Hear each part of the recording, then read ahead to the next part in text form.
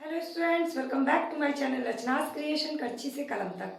मैं हूं रचना और आज हमारे प्री के एग्जाम का टेस्ट सीरीज नंबर है 17। तो अब मैं आपको पहले एक चीज बता दूं कि अब से केवल 8 टेस्ट और बचे हैं और इसके बाद हमारे 25 टेस्ट खत्म हो जाएंगे और पूरा प्री का जीएस आपका कंप्लीट हो जाएगा। यानी टोटल 2500 क्वेश्चंस के थ्रू आपका पूरा प्री तैयार हो जाएगा। तो आपका क्या काम होगा, उसको सिर्फ रिवीजन करना। तो आज के टेस्ट का टॉपिक पहले बता देती हूँ। आज का टेस्ट का टॉपिक है प्राचीन भारत में जैन धर्म 10 क्वेश्चन, मध्यकालीन भारत में गुलाम वंश 10 क्वेश्चन, मॉडर्न हिस्ट्री में इंडियन नेशनल मूवमेंट का आगे का क्वेश्चंस करेंगे जिस हिसाब से मैं क्रम से आपको करवा रही हूँ। इंडियन ज्योग्राफी में परिवहन 10 क्वेश्चन, वर्ल्ड ज्योग्राफी में परिवहन विश्व का परिवहन 10 क्वेश्चन, इन्वायरमेंट में जलवायु परिवर्तन 10 क्वेश्चन, इकोनॉमिक्स में उद्योग 10 क्वेश्चन, पॉलिटी में पंचायत 10 क्वेश्चन और साइंस में भौतिकी चल रहा है 10 क्वेश्चन। तो ये टोटल 100 क्वेश्चन की सीरीज। इनके सोर्सेज क्या है फिर से बता दूं। एनसीईआरटी 6 to 12 सारे सब्जेक्ट्स का कवर करवा रही हूँ। 2 किताब ऑथेंटिक किताब सारे सब्जेक्ट्स की कंप्लीट करवा रही हूँ। 20 साल के बैक ईयर क्वेश्चन इन सारे टॉपिक्स की किसी भी तरह के प्रारंभिक परीक्षा में पूछे गए सभी प्रश्नों को कवर करवाते हुए मैं ये टेस्ट सीरीज कर ले रही हूँ। और नए क्वेश्चन आपके लिए क्या बन सकते हैं इस बार के प्री के एग्जाम के लिए। तो जो स्टूडेंट्स अभी तक इन टेस्ट सीरीज से नहीं जुड़े हैं उनको मैं बता दूं कि इस वीडियो के नीचे डिस्क्रिप्शन बॉक्स में सारी टेस्ट सीरीज और सारी क्लासेस की लिंक शेयर की हुई है। आप उसको क्लिक करके पिछला सारा टेस्ट देख सकते हैं। अगर रोज free of cost test series और क्लासेस से जुड़े रहना चाहते हैं तो चैनल के सब्सक्राइब बटन को क्लिक करके बेल आइकन को प्रेस कर लीजिए। और अगर ये टेस्ट सीरीज अच्छी लग रही है तो कमेंट सेक्शन में अपने व्यूज, अपने डाउट्स, अपने क्वेश्चंस मुझसे जरूर शेयर करिएगा। तो चलिए शुरू करते हैं आज की टेस्ट सीरीज नंबर 17 इन टॉपिक्स के 100 क्वेश्चन। और ये कंप्लीट होते ही करंट अफेयर्स और स्टेट स्पेशल क्वेश्चंस के टेस्ट सीरीज शुरू करेंगे। यानी प्री के पहले आपका पूरा प्री तैयार हो जाएगा। बस आपको पीछे जाकर के खाली समय में इन वीडियोस को देख करके रिवीजन करना है। तो चलिए पहले आज शुरू करते हैं इन्वायरमेंट में जलवायु परिवर्तन से। पहला क्वेश्चन, क्योटो प्रोटोकॉल का संबंध किससे है? क्योटो प्रोटोकॉल एक अंतर्राष्ट्रीय समझौता है जिसका संबंध है ग्रीन हाउस गैसों के निकास से संबंधित, यानी ग्रीन हाउस गैसों के निकास को कम करना। सीडीएम क्या है? सीडीएम का फुल फॉर्म है क्लीन डेवलपमेंट मैकेनिज्म, यानी स्वच्छ विकास युक्ति। यही है सीडीएम। ये क्योटो प्रोटोकॉल की धारा 12 के अंतर्गत इसका वर्णन किया गया है। कार्टेजेना प्रोटोकॉल कार्टेजेना प्रोटोकॉल किस चीज से संबंधित है? कार्टेजेना प्रोटोकॉल जैव सुरक्षा समझौते से संबंधित है। ये भी एक अंतर्राष्ट्रीय संधि है जो कि 2000 को स्वीकार किया गया और 2003 में इसको लागू किया गया। तो आगे का फॉरवर्ड लिंक क्वेश्चन आपका ये हो सकता है कि इसको कब लागू किया गया। भारत में भी 2003 में शुरू हुआ है। कार्बन क्रेडिट किस प्रोटोकॉल से शुरू हुआ? कार्बन क्रेडिट शुरू हुआ है क्योटो प्रोटोकॉल से।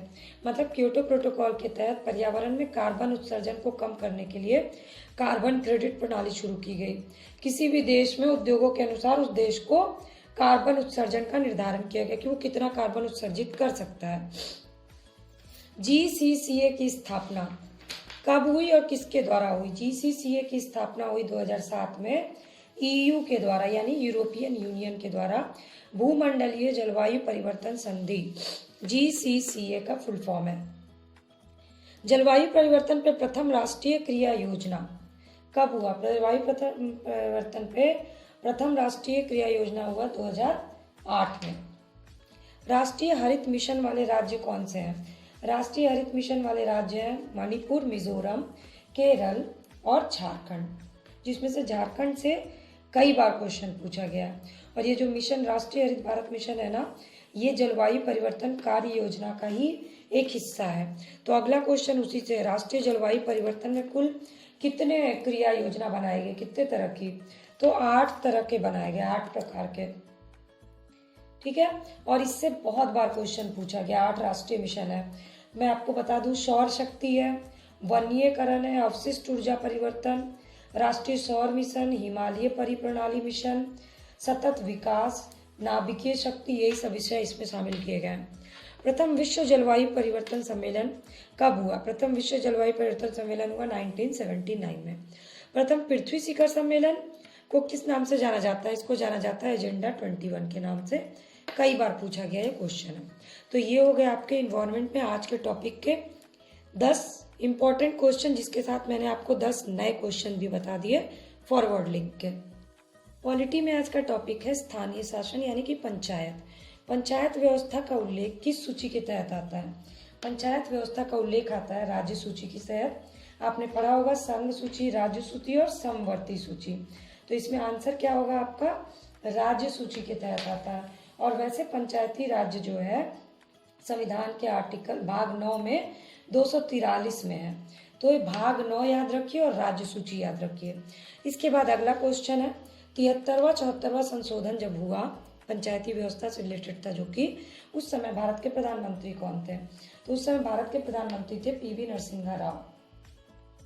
ये सन था 1992 को, और ये हुआ था, दोनों संशोधन है पंचायत और नगर पालिका से संबंधित। इससे कई बार क्वेश्चन पूछे गए हैं। महिलाओं का आरक्षण 30% हो पंचायत में, ये कब किस संशोधन द्वारा हुआ? तो 73वें संशोधन द्वारा भारत में महिलाओं के लिए ग्राम पंचायत में 30% आरक्षण दिया गया।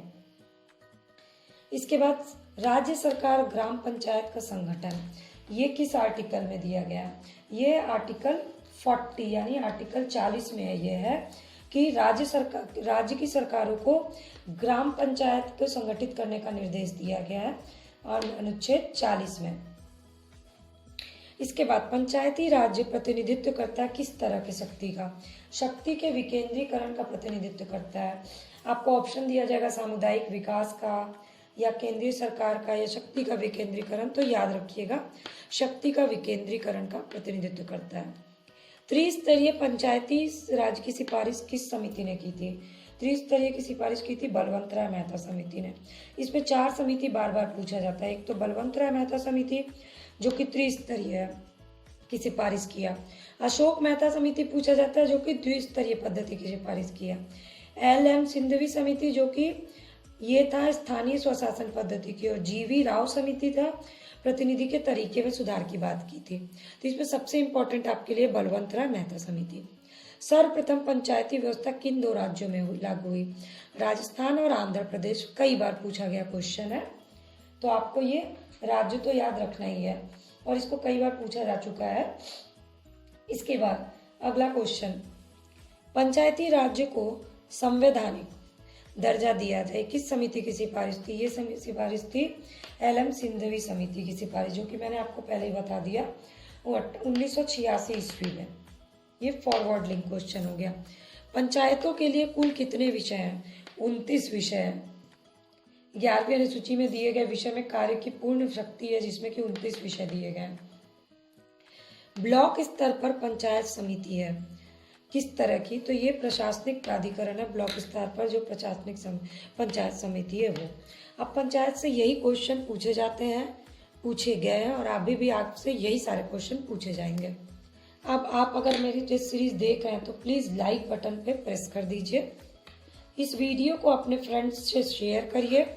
चैनल के सब्सक्राइब बटन को क्लिक करके बेल आइकन को प्रेस करिए, ताकि फ्री ऑफ कॉस्ट सारी क्लासेस की अपडेट आपको मिल जाए।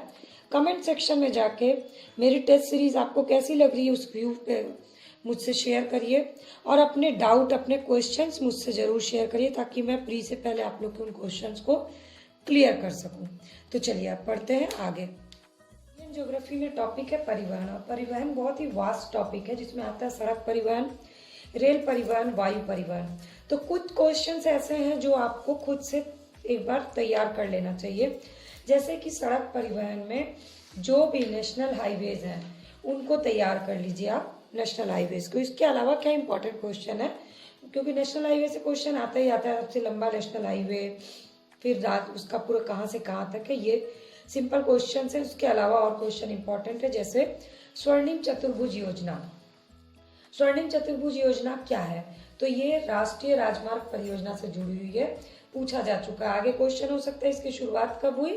तो शुरुआत हुई 2001 में। इसके माध्यम से देश के 4 प्रमुख महानगर दिल्ली, मुंबई, चेन्नई, कलकत्ता को सड़क मार्ग द्वारा जोड़ा जाना है। इसके बाद भारत का 40% सड़क परिवहन किससे होता है? आपको अलग अलग ऑप्शंस दिए जाएंगे परिवहन के, और आंसर होगा इसका राष्ट्रीय राजमार्ग द्वारा 40% सड़क परिवहन होता है। राजकीय मार्ग दे जाएगा जिला मार्ग, ग्रामीण सड़क, तो इसमें आपको याद रखना है। और टोटल कुल सड़कों की लंबाई है नेशनल हाईवे की 1.76। यह है फॉरवर्ड लिंक का क्वेश्चन। कोंकण रेलवे जो है वो कौन कौन से राज्य हैं कोंकण रेलवे के तहत?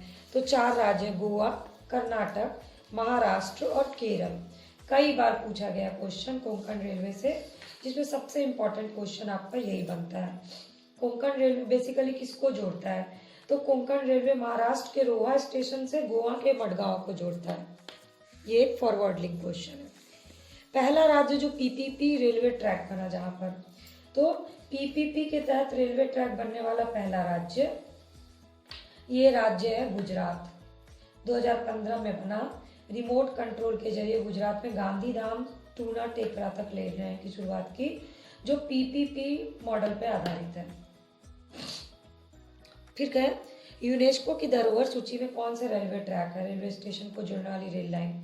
तो यूनेस्को की धरोहर सूची में सिलीगुड़ी दार्जिलिंग रेलवे स्टेशन, जिसको शामिल किया गया 1999 में। यह फॉरवर्ड लिंक का क्वेश्चन कि कब शामिल किया गया।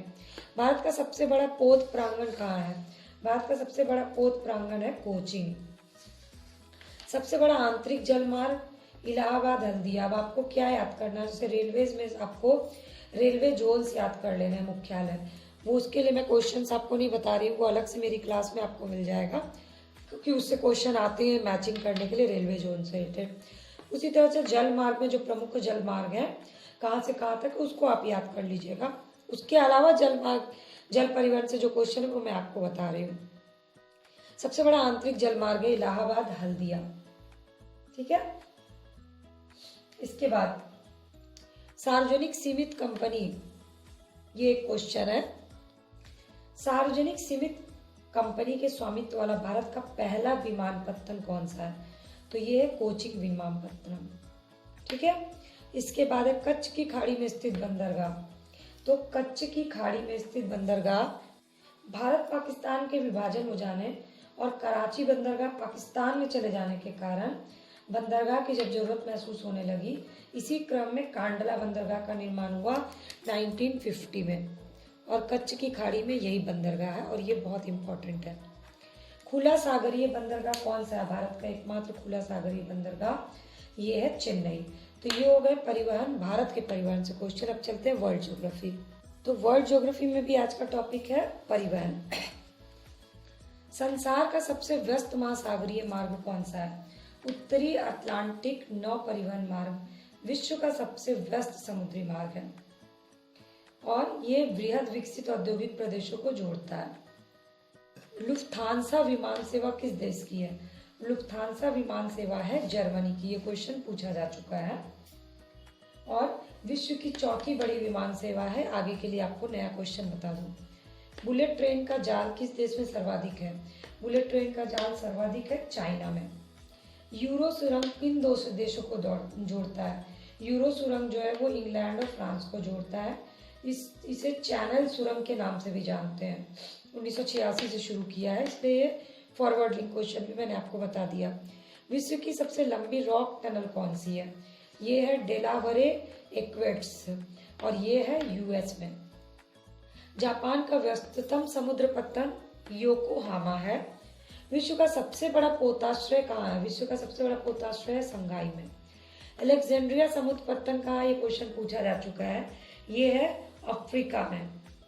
अब एक आगे का क्वेश्चन फॉरवर्ड लिंक, ये नील नदी की डेल्टा पे स्थित अफ्रीका का दूसरा बड़ा शहर और सूती वस्त्र निर्यात का ये प्रमुख केंद्र है अलेक्जेंड्रिया। ये बहुत इंपॉर्टेंट है। पोर्ट डायमंड कहाँ स्थित है? ये दक्षिण अफ्रीका में। पोर्ट नेलथ को ही पोर्ट डायमंड कहते हैं। ये हीरा उत्पादन के लिए फेमस है, इसीलिए इसका नाम पड़ा है पोर्ट डायमंड। कॉफी बंदरगाह किसको जाना जाता है? तो सेंटोस को। सेंटोस से विश्व की सर्वाधिक कॉफी निर्यात किया जाता है, इसलिए इसे कहवा पत्तन या कॉफी बंदरगाह कहा जाता है। ये हो गया अब आपका वर्ल्ड ज्योग्राफी से क्वेश्चन। इकोनॉमिक्स में आज का टॉपिक है उद्योग। उद्योग का पहला क्वेश्चन, भारत सरकार विनिर्माण नीति कब जारी की थी? भारत सरकार ने, एनएमपी बोला जाता है विनिर्माण नीति को, 4 नवंबर 2011 को राष्ट्रीय विनिर्माण नीति अधिसूचित की गई।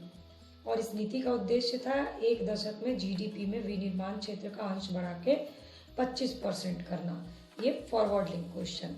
भारतीय गुणवत्ता परिषद, भारतीय गुणवत्ता परिषद का कब हुआ है स्थापना? भारतीय गुणवत्ता परिषद यानी QCI, इसको बोला जाता है QCI, quality council of India. इसकी स्थापना हुई 1997 में। ये जो है भारतीय उद्योगों का प्रतिनिधित्व 3 प्रमुख उद्योग क्षेत्र जैसे एसोचैम, CII और फिक्की द्वारा किया जाता है। ये फॉरवर्ड लिंक क्वेश्चन। इन तीनों संस्था का नाम याद रखिए, फिक्की, CII और एसोचैम। औद्योगिक सूचकांक जो है उसमें शामिल किया गया कौन कौन सी चीजें? औद्योगिक सूचकांक में जो है उत्पादन सूचकांक में शामिल है विनिर्माण, खनन और विद्युत, 3 चीज को शामिल किया गया है। निर्माण क्षेत्र इसमें शामिल नहीं है। SEZ स्पेशल इकोनॉमिक जोन कब शुरू हुआ? सन 2000 में स्पेशल इकोनॉमिक जोन यानी विशेष आर्थिक क्षेत्र की शुरुआत की गई। ये एक शुल्क मुक्त आर्थिक क्षेत्र है। ठीक है। विनिर्माण क्षेत्र के तहत कौन कौन से उद्योग आते हैं? विनिर्माण क्षेत्र के तहत आते हैं बड़े, लघु, सूक्ष्म, मध्यम उद्योग। ये क्वेश्चन पूछा जा चुका है, तो आपको ये चारों याद रखना, क्योंकि इसमें ऑप्शन बहुत ही खतरनाक टाइप का दे देता है, जिससे कंफ्यूजन हो जाता है। नवरत्न का क्या अर्थ है? नवरत्न का अर्थ है सार्वजनिक क्षेत्र के चयनित उद्यम, उसी को बोलते हैं नवरत्न। अभी आपको होमवर्क ये है कि आप कमेंट सेक्शन में मुझे नवरत्न कंपनियों के नाम बताइएगा। गोस्वामी समिति किससे संबंधित है? गोस्वामी समिति है औद्योगिक रुग्णता से संबंधित। BIFR का संबंध किससे है? BIFR जो है वो रुग्ण इकाई का पुनर्निर्माण करती है और उसका वित्तीयन करती है। Board for industrial and financial reconstruction, BIFR।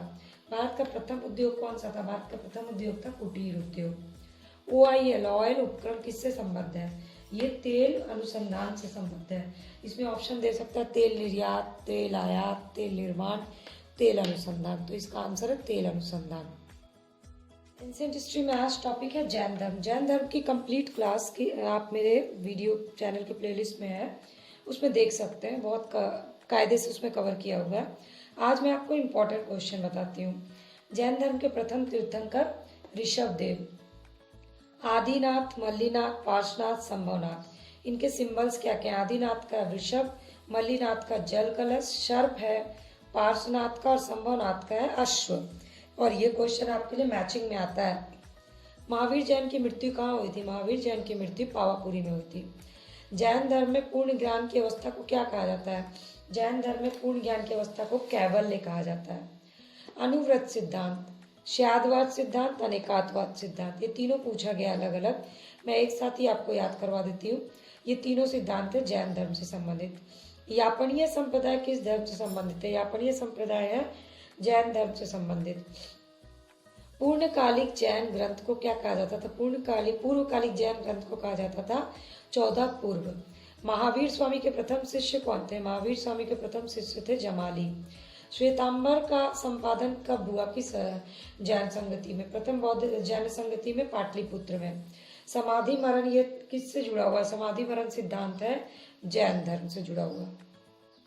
तो मेडाइवल हिस्ट्री में बहुत ज़्यादा डीप क्वेश्चंस फ्री में नहीं पूछे जाते हैं, इसलिए आपको बहुत रिसर्च करने की जरूरत नहीं है। वैसे गुलाम वंश आज का टॉपिक, और अगर इसकी क्लासेस देखनी हो तो आप मेरे क्लासेस में लिंक में जाके देख सकते हैं। गुलाम वंश का प्रथम शासक कौन था? गुलाम वंश का प्रथम शासक था कुतुबुद्दीन ऐबक। 2.5 दिन का झोपड़ा क्या है? 2.5 दिन का झोपड़ा मंदिर है, मस्जिद है, संत की झोपड़ी या मीनार है? ऐसा क्वेश्चन पूछा जाता है, तो आंसर है 2.5 दिन का झोपड़ा मस्जिद है। ऐबक ने अपनी राजधानी कहाँ बनाई थी? ऐबक की राजधानी थी लाहौर। दिल्ली को सल्तनत की राजधानी किसने बनाया? दिल्ली को सल्तनत की राजधानी बनाया इल्तुतमिश ने। दिल्ली का प्रथम मुस्लिम शासक कौन था? इल्तुतमिश था, क्योंकि इसने खलीफा से मंजूरी ली थी। गुलामों का गुलाम किसको कहा जाता था? गुलामों का गुलाम इल्तुतमिश को कहा जाता था। मध्यकालीन भारत की प्रथम महिला शासिका रजिया सुल्तान, बहुत बार पूछा गया है क्वेश्चन।